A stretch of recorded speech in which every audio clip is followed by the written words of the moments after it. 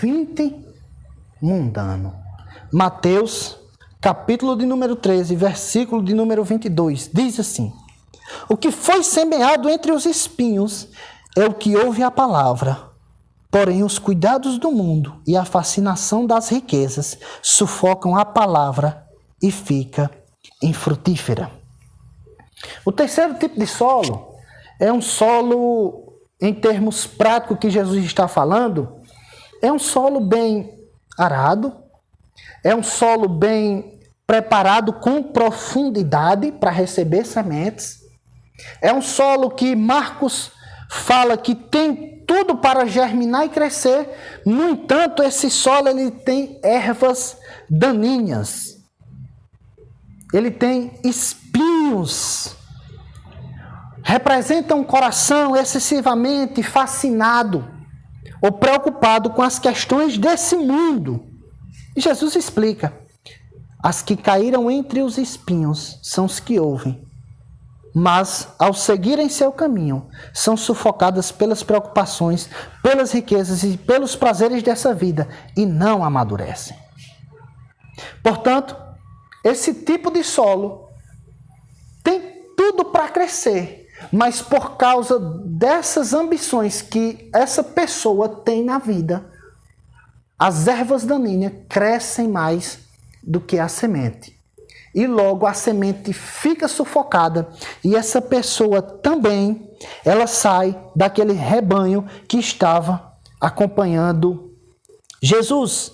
Agora veja, aqui não se trata de um incrédulo, de uma pessoa com o coração endurecido, de uma pessoa que faz oposição, nem de uma pessoa emocional e nem superficial, mas aqui retrata um coração dividido entre o reino de Deus e o mundo.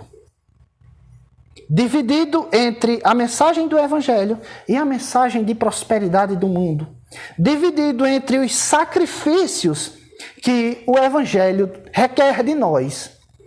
E dividido entre os prazeres que essa vida pode nos dar. Esse é o ouvinte que está é a semente que cai no solo espinhoso, com ervas daninhas.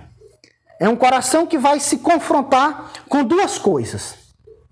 E, obviamente, aqui, na parábola, Jesus fala que esse grupo de pessoas, elas acabam sendo sufocadas pelo mundo e pelas fascinações do mundo, pelas riquezas e pelos prazeres dessa vida. Esse é o coração. Essa é a chave para entendermos esse tipo de pessoa. Os valores temporários do mundo, os prazeres da vida, as ambições terrenas, os prestígios, as multidões de diversões triviais inundam o coração e abafam a verdade de Deus. Veja, o jovem rico, que podemos ler no Evangelho, é um jovem que chega com completa empolgação e diz: Jesus, o que eu faço para herdar a vida eterna? Fazendo essa pergunta assim como quem está em público, como quem está demonstrando interesse no Evangelho. Mas Jesus, que é onisciente, Jesus que é presciente, Jesus que sabe de todas as coisas, sabe que o coração daquele jovem não está naquela pergunta que ele fez, mas está nos seus bens e na segurança que seus bens podem dar. Jesus diz: vende tudo que tu tens e me segue. Ele, entristecido, olha para Jesus e sai.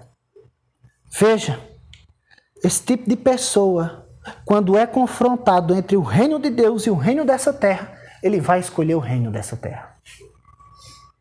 Infelizmente, esse é o terceiro tipo de solo, é o terceiro tipo de pessoa. É uma pessoa que está dividido entre o reino de Deus e o reino desse mundo, e mais cedo ou mais tarde, os espinhos, que são as ambições, que são os prazeres dessa vida, que são as coisas prazerosas que essa vida pode nos dar, quando confrontadas com o reino de Deus, no coração dessa pessoa, ela prefere dar ouvidos e se inclinar aos prazeres desse mundo. E os espinhos sufocam o crescimento ali daquela semente.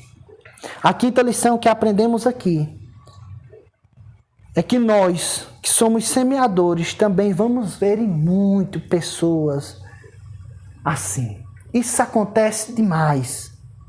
Pessoas que aparentemente se convertem, vêm na igreja, fazem sua profissão pública, são batizadas, participam de avanços missionários, mas são pessoas também muito arraigadas nesse mundo, pessoas muitíssimo preocupadas com seus negócios, muitíssimo preocupada com os seus prazeres, com os seus quereres, com as coisas que lhe dão prazer. Essas pessoas, elas não prosperarão no reino de Deus. Mais cedo ou mais tarde, os espinhos que estão nos corações dessas pessoas sufocarão a semente da palavra de Deus no coração dessas pessoas e elas sairão até mesmo da igreja. Isso é real, isso é um quadro que Jesus está descrevendo daquelas pessoas que estavam ali ouvindo ele. E isso acontece demais. Sexto, essa parábola também reflete em nós, pois às vezes a palavra de Deus não frutifica na nossa vida, ou na vida de alguns. E o cristianismo que é vivido é um cristianismo de fingimento, de teatro, é uma fachada. Devemos saber em nossos corações se de fato Jesus e a mensagem do Evangelho está acima de tudo. É outra pergunta que eu quero que a gente saia daqui essa noite fazendo a si mesmo. Será que Jesus está acima de tudo na minha vida, sua mensagem, o seu reino? Ou será que no fim das contas eu prefiro o meu emprego, eu prefiro o meu salário, eu prefiro o meu bem-estar, eu prefiro a minha saúde, eu prefiro qualquer tipo outro de desejo do que o reino de Deus? Devemos saber se Jesus está acima de tudo para a gente ou se no final das contas os nossos prazeres estão acima de tudo. Isso é uma coisa que devemos, porque podemos ficar o tempo todo na igreja, mas com o coração em outros lugares.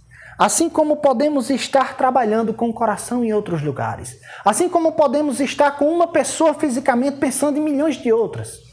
Podemos estar na igreja, pegados na Bíblia, fazendo toda a coreografia cristã, orando, louvando em dos cultos, mas o coração está completamente distante.